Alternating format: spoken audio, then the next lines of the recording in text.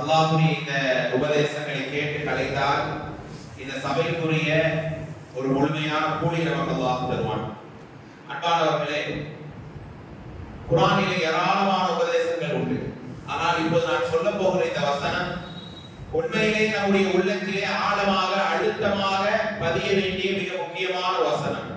சூரா அத்-தலாக் 65வது அத்தியாயத்தினுடைய 2, 3 மற்றும் 4வது வசனம். இன்றைக்கு நீங்கள் வீட்டுக்கு போனால் கண்டிப்பாக படித்து பார்க்க வேண்டிய வசனம். என்ன அல்லாஹ் அதில் சொல்லி காட்டுகிறான்? 65வது அத்தியாயத்தினுடைய 2, 3 மற்றும் 4வது வசனம். வயத்தல்லாஹ யஜஅல் லஹு மக்ரஜா. யார் அல்லாஹ்வுக்கு பயந்து அல்லாஹ்வுக்கு கட்டுப்பட்டு வாழ்வார்களோ யஜஅல் லஹு மக்ரஜா, அப்படின்ற அர்த்தம் அவர்களுக்கு வாழ்க்கையில் இருக்கிற சிரமங்கள், கஷ்டங்கள், கவலைகள், கண்ணீர்களை அல்லாஹ் துடைத்து எரிந்து விடுவான். இந்த நிலையை நாம் எதிர்பார்க்கிறோமா இல்லையா? கையேந்துகிறோம், யா அல்லாஹ் எங்கள் கவலைகள் நீங்காதா? மன அழுத்தமாக இருக்கிறது, குடும்ப சூழல் சரியாக இல்லை, வியாபார நிலை சரியாக இல்லை, ஒரு நெருக்கடியான வாழ்க்கையில் நாங்கள் இருக்கிறோம் ரச்சா. எனவே எங்களுக்கு ஒரு விடிவு காலத்தை தா, எங்களுக்கு அழகான ஒரு பாதையை தா என்றெல்லாம் அல்லாஹ்விடம் கேட்கிறோம். யாருக்கு அந்த வாய்ப்பை அல்லாஹ் தருகிறான்? வமையத்தல்லாஹ, அல்லாஹ்வை பயப்படக்கூடியவர்களுக்கு. அடுத்த ஆயத்தான் மிக முக்கியமான வசனம் தோழர்களே. அல்லாஹ் ரப்பல் ஆலமீன் சொல்லி காட்டுகிறார், வயர்ஸுகுஹு மின் ஹைது லா யஹ்தசிப். இந்த இடத்தை நன்றாக கவனியுங்கள். வயர்ஸுகுஹு, அல்லாஹ்வை பயந்து வாழ்கிறார்களே அவர்கள் சிரமங்கள் எல்லாம் லேசாக்குகிறான். ஒண்ணே, அதைவிட முக்கியமான இன்னொரு சிறப்பு என்ன? வயர்ஸுகுஹு மின் ஹைது லா யஹ்தசிப். அவர்களுக்கு நினையா புறத்திலே, அவங்க நினைச்சே பார்த்திருக்க மாட்டாங்க, அப்படியான வழியிலே அல்லாஹ் அவர்களுக்கான உதவிகளை, அருள்களை அல்லாஹ் ரப்பல் ஆலமீன் செய்கிறான் என்பதை என்ன செய்யறோம்? நம்மால் படிக்க முடிகிறது. அடுத்து அல்லாஹ் ரப்பல் ஆலமீன் சொல்வான், வமைய தவக்கல் அலல்லாஹ் வஹுவ ஹஸ்புஹு. அல்லாஹ் மீது முழு நம்பிக்கை வைத்தால் அவன் உங்களுக்கு போதுமானவன். அப்ப இந்த இடத்திலே ஒரே ஒரு கருத்தை நான் இங்கே எனக்கு உங்களுக்கு சொல்ல விரும்புகிறேன். அல்லாஹ்வை நாம் பயந்து வாழ்ந்தால் நிறைய தக்வாவை பற்றி எல்லாம் பயங்கள் படிக்கிறோம். ஆனால் தனிமையிலேயோ வெளிப்படையிலேயோ அல்லாஹ்வை பயந்து நாங்கள் வாழ்கிறோமா? ஏதேனும் ஒரு தவறை செய்து கொண்டுதானே இருக்கிறோம் தோழர்களே, பெரியவர்களே. அப்படியான அல்லாஹ்வை நாம் பயந்து கொண்டால் நம்முடைய சிரமங்கள் எல்லாம் லேசாக்குகிறான். யாரேனும் ஒருவர் இந்த மருந்து எடுத்துக்கங்க, இந்த இடத்துக்கு போங்க, உங்க பிரச்சனை எல்லாம் இல்லாம போயிருந்தா எவ்வளவு ஆர்வமாக முன்னேறிட்டு கூட மக்கள் சொல்கிறார்கள்.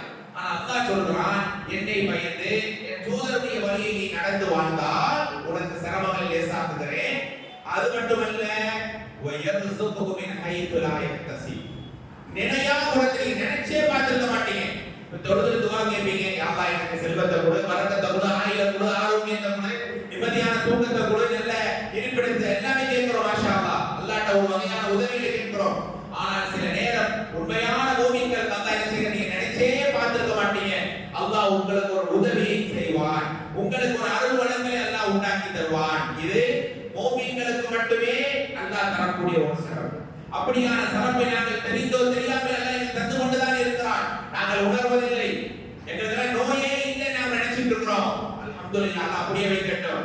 ஆனால் ஏதோ ஒரு நோய் வந்திருந்து அது நம்மை தெரியாமலே அல்லாஹ் நம்மை விட்டு போக வைத்திருப்பான். நம்ம எல்லாம் செழிப்பிலேயே இருக்கிறோம், மாஷா அல்லாஹ் நினைப்போம். ஆனா ஏதோ வறுமை ஏற்பட இருந்தது. ஆனால் நம்முடைய இபாதத்தால், நம்முடைய நல்ல இறையச்ச குணத்தால், நம்முடைய வாழ்விலே நமக்கு தெரியாமல் இருந்த எத்தனையோ சோதனைகளை அல்லாஹ் நீக்கி விட்டு வருவான். அல்லது நம்ம இந்த வியாபாரத்தை துவங்குறோம், ஒரு மாசம் ஒரு 10,000 கிடைக்க நினைப்போம். ஆனா அல்லாஹ் என்ன செய்வான்? லட்சங்களில் வருமானத்தை தருவான். நினையா புறத்தில் அள்ளி அல்லாஹ் தருவான். இந்த சிறப்பு நிலை உண்மையான அல்லாஹ்வை கட்டுப்பட்டு பயந்து வாழக்கூடியவர்களுக்கு தான். ஒரு 2 வரலாறை சொல்லி நான் முடித்து விடுகிறேன். ஒரு நேரம் முஸ்லிமிலே வரக்கூடிய ஒரு செய்தி, இது சமிஅ சௌதன், வானத்தில் ஒரு சத்தத்தை ஒரு அடியார் கேட்கிறார். ஒரு மனிதர் அப்படியே வயல் வழியாக நடந்து போகிறார், ஒரு சத்தத்தை அவர் கேட்கிறார்.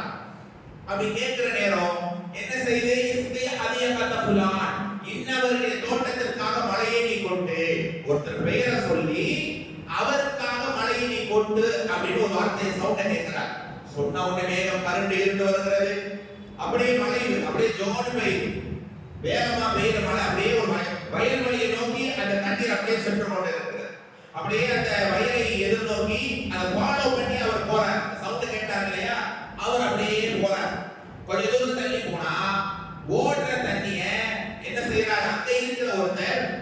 தன்னுடைய வயலுக்காக வெட்டி தண்ணீர் எடுத்துட்டே இருக்கிறார். ஃபாலோ பண்ணி போனார் இல்லையா? இவர் கேட்கிறார், அடியானே உன்னுடைய பெயர் என்ன? என்னுடைய பெயர் அப்துல்லா. வல்லாஹி உன்னுடைய பெயருக்காக, உன்னுடைய அருளுக்காக, உன்னுடைய விளைச்சலுக்காகவே உன் பெயரை சொல்லி அல்லாஹ் மலையை கொட்ட வைத்திருக்கிறான். யாரோ ஒருத்தர் செய்கிற பிரார்த்தனை அல்லாஹ் சமூகத்துக்கே அல்லாஹ் சிறப்பாக்கி தருவான். இப்படி இவருக்காக மழை கொட்டியது என்று இவருக்கு தெரியாது. அல்லாஹ் அவருக்கு தெரியப்படுத்தினான் என்றால் அது அவர் நல்லா நினையாவிடத்தில் கொடுத்த உதவியா இல்லையா? அப்ப வந்தவர் கேட்கிறாரு, அடியானே உனக்காக மழையை அல்லாஹ் கொட்ட வைத்திருக்கிறான். எவ்வளவு பெரிய உதவி இது! நீ என்ன செய்வாய்? உனக்கு இப்படியான நினையாவிடத்தின் அருளுக்கு அல்லாஹ் என்ன அல்லாஹ்வுக்காக எப்படியான வாழ்க்கையை வாழ்ற? எனக்கு இந்த விவசாயத்துல எனக்கு ஒரு ஷேர், ஒரு வருமானம் கிடைக்குதுன்னா அது 3 பங்காக நான் பிரிப்பேன். ஒன்று என் ஃபேமிலி, இரண்டாவது என் வியாபாரத்தை அதை மீண்டும் இன்வெஸ்டா போடுவேன், மூன்றாவது ஷேரை ஏழை எளிய மக்களுக்காக நான் வழங்கி விடுவேன். எப்ப அமௌண்ட் வந்தாலும் எப்ப லாபம் வந்தாலும் இதைத்தான் செய்வேன். அப்ப வந்தவர் சொன்னா, நீ ஒரு ஷேரை அல்லாஹ்வுக்காக, மார்க்கத்துக்காக, ஏழைகளுக்காக, கஷ்டப்படுற மக்களுக்காக ஒதுக்குறாயே, அந்த ஒரு ஷேருக்காகத்தான் அல்லாஹ் உனக்காக மழை பொழிவித்திருக்கிறான். அல்லாஹ் உனக்கு அருள் செய்யட்டும் என்று அந்த ஃபாலோ பண்ணி வந்தவர் கிளம்பி போயிட்டார். அப்ப யோசித்து பாருங்கள், அவர் செய்கிறது நல்லறத்துக்காக அல்லாஹ் ரப்பல் ஆலமீன் அவருக்கு நினையாவிடத்தில் ஒரு நிசத்தை அவருக்காகவே மழை கொட்டி இருக்கா இல்லையா? அப்ப நாங்களும் உண்மையாளர்களாக இருந்தால் அல்லாஹ்வை கட்டுப்பட்டு அவருக்காக தனிமையிலும் வெளிப்படையிலையும் ரகசியத்திலையும் மறைமுகத்திலையும் பயந்து வாழ்ந்தால் நினையாவிடத்தில் நிசத்தை அல்லாஹ் தனக்கு தருவான். இந்த மரியமுக்கு அல்லாஹ் ரிஸ்க் அளித்தான். அவங்க மெஹராபிலே இருக்கும்போது அவங்க உணவு தட்டிலே சாப்பாடு இருக்கிறது, பழங்கள் இருக்கிறது. அந்த சீசனுக்கே கிடைக்காத பழங்கள் ஜக்கரியா அலைஹிஸ்ஸலாம் கேக்குறாங்க, அன்னாலக்கி ஹாதா, அதாவது மரியமே உங்களுக்கு எங்கே இருந்து இந்த உணவு வந்தது? இன்னஹு லரிஸ்குன் லரஸகஹுல்லாஹ், அல்லாஹ் எனக்கு வழங்கிய ரிஸ்க் என்பதாக அந்த தாயார் மரியம் அலைஹிஸ்ஸலாம் சொன்னாங்க. எங்க வந்தது? யாரும் உனது கொடுக்கல. வானத்தை உடைத்து வந்ததா, பூமியை பிளந்து வந்ததா தெரியாது. யாரும் கொடுத்திருந்தால் அந்த சீசனுக்கு கிடைக்கிற பழங்கள் இல்லை. அல்லாஹ் மூமின்களுக்காக அந்த நேரத்தில் ஒரு உதவியை தந்தானே, அப்படிப்பட்ட உதவியை நாங்களும் பெற்றுக்கொண்டுதான் இருக்கிறோம், நாங்களும் அடைந்து கொண்டுதான் இருக்கிறோம். ஆனால் அல்லாஹ்வுக்கு அதற்காக நன்றி செலுத்துறோமா? அதற்காக அல்லாஹ்வை நாம் துதிபாடுறோமா என்பதை கொஞ்சம் யோசித்து பாருங்கள். இன்னொரு வரலாறு இருக்கு, சொல்லவா முடிச்சுட்டு இதோட கேக்குறீங்களா? இன்னொரு செய்தி பாருங்க, முஸ்லிம்களே, அதாவது புகாரிலே வரக்கூடிய ஒரு செய்தி. ஒரு ஏழ்மையான ஒரு மனிதர் ரொம்ப வறுமையில் இருக்கிறார். ஒரு செல்வந்தரை நோக்கி போறார். ஒரு செல்வந்தரை நோக்கி போய் என்ன செய்யறாரு? ஐயா, எனக்கு ரொம்ப வறுமை, எனக்கு ஒரு 1000 தீனார் கொடுங்க. அந்த தீனார கடனா தாங்க, தந்துட்டா குறிப்பிட்ட இந்த தேதியில அந்த அமௌண்ட்டை நான் உங்களுக்கு திருப்பி கொடுத்துருவேன் அப்படின்னு ஒருத்தர் கேட்கிறார். அப்ப அந்த செல்வந்தர் என்ன பண்றாரு? பனி இஸ்ராயேல் காலத்தில் நடந்த இதுவருடைய சம்பவம் இது. அப்ப அவர் செல்வந்தர் கேட்கிறாரு, காசு கொடுக்கறதெல்லாம் ஓகே, உனக்கு யார் சாட்சி? நீங்க ஒரு நேரம் நானா கொடுக்குறீங்கன்னா ஒரு சாட்சி கேட்க மாட்டோமா? ஒரு பெரிய தொகையை கேட்டாக்க நகையோ பத்திரத்தை வாங்கி தர மாட்டோமா? யாருப்பா சாட்சி உனக்கு? யார் உனக்கு வக்கீலா இருக்கிறாங்க? அந்த ஏழை கடனாளி சொல்றார், கஃபா பில்லாஹி வக்கீலா, அல்லாஹ் தான் எனக்கு சாட்சி, அல்லாஹ் தான் எனக்கு பொறுப்பாளன், அவனை நாடி அவனை முன்னிறுத்தி வைத்தாங்க. அல்லாஹ்வை பற்றி பேசிவிட்டார். ஓகே, இந்தாங்க 1000 நல்ல காசுகளை எடுத்துக் கொள்ளுங்கள். இவர் கடன் தாண்டி போய் நல்ல வியாபாரங்களை எல்லாம் செய்து ஒரு வருமானத்தை ஈட்டுறார். அவர் கொண்டு போன காசு டபுளாகி நல்ல பரக்கத்தாகி போச்சு. மாஷா அல்லாஹ். சொன்ன டைம்குள்ள கொடுக்கணுமே, கடல் வழியா மறுபடியும் பயணம் பண்ணி ஊருக்குள்ள வந்தெல்லாம் கொடுக்க முடியும். ஆனா நடுக்கடல்ல நிற்கிறாரு, வெள்ளம் மழை புயலாக இருக்கிறது. அவர் கடலை விட்டு படகு வந்து கரைக்கு சேர முடியாத அளவுக்கு தவிக்கிறார். அப்ப நடுக்கடலை நின்று கொண்டு அந்த கடன் வாங்குற மனுஷன் அழுகிறாரு, இறைவா, ஒரு நாள் ஒரு ஆண்டு நான் கடன் வாங்கினேனே. அவன் சாட்சியை கேட்டான், யார் பொறுப்பாளி என்று கேட்டான். உன்னை தானே சொன்னேன் இறைவா, நீதான் சாட்சியாக இருக்க என்று சொன்னேன். எனவே அந்த காசை கொண்டு போய் சேர்க்கணும் அல்லாஹ், அதற்கு அருள் புரிவாயாக என்று பிரார்த்தனை செய்கிறார். உடனே ஒரு கட்டை மிதந்து வருது. ஆதாரபூர்வமான செய்திகள் தோழர்கள் இதெல்லாம். அந்த கட்டையை உடைச்சி அவர் வாங்கின கடன் தொகையை அந்த கட்டைக்குள்ள வச்சு, ஏன் நேர்லையும் வர முடியல அப்படிங்கறதை கடிதமா எழுதி அந்த கட்டையை 2ஆ கட்டி நடு கடல்ல போடுறாரு. ஆனா அவருடைய நம்பிக்கை, அந்த அந்த கட்டையும் அந்த செல்வமும் அந்த உரிய நபர்கிட்ட போய் சேரும். அப்ப அந்த கடன் கொடுத்த செல்வத்தில் அந்த கடல் வழியா வராது. இன்னைக்குதான் வியாபார பொருள் வந்துச்சான்னு பார்த்தா மழை வெள்ளமா இருக்கு, ஒண்ணுமே இல்லை. அப்படியே தேடி தேடி பார்க்கிறார். கொஞ்ச நேரம் அந்த கடனாளி நடுவடல்ல போட்ட அந்த கட்டை மட்டும் மிதந்து மிதந்து இவருடைய காலை தொடுது. அதை எடுத்துட்டு போய் வீட்டுல விறகுக்காக இருக்கட்டுமே என்று அதை அடிச்சு உடைந்தால் அந்த 1000 காசுகள் இருக்கிறது. அந்த கடிதத்தை அவர் பார்த்துவிட்டு தேவி தேவி அழுதாராம். இறைவா, ஒரு அடியார் உன்கிட்ட கடன் வாங்கினான் என்பதற்காக அவன் கடனுக்கு நீ சாட்சி என்பதாக நினைத்து அந்த பொறுப்பை ஏற்றுக்கொண்டு அந்த கரெக்டான டைம்ல கையில் அமௌண்ட் வந்ததே உனக்கே எல்லா புகழும் என்று அழுகிறார்.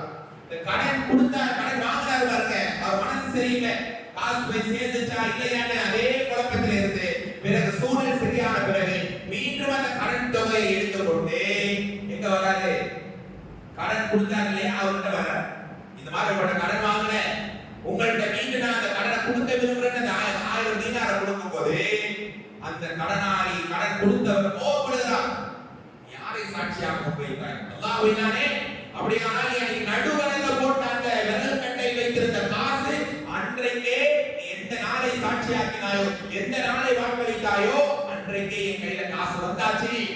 காரணம் நீ மனிதனை சாட்சியாக்கவில்லை, அல்லாஹ்வை சாட்சியாக்கினாய். உடனே அந்த கடன் வாங்கியவர் அல்லாஹ்வுக்கு நன்றி செலுத்தினார், அல்லாஹ்வை புகழ்ந்தார் என்ற அந்த வரலாற்றை நீங்கள் புகாரில் வரக்கூடிய செய்தி.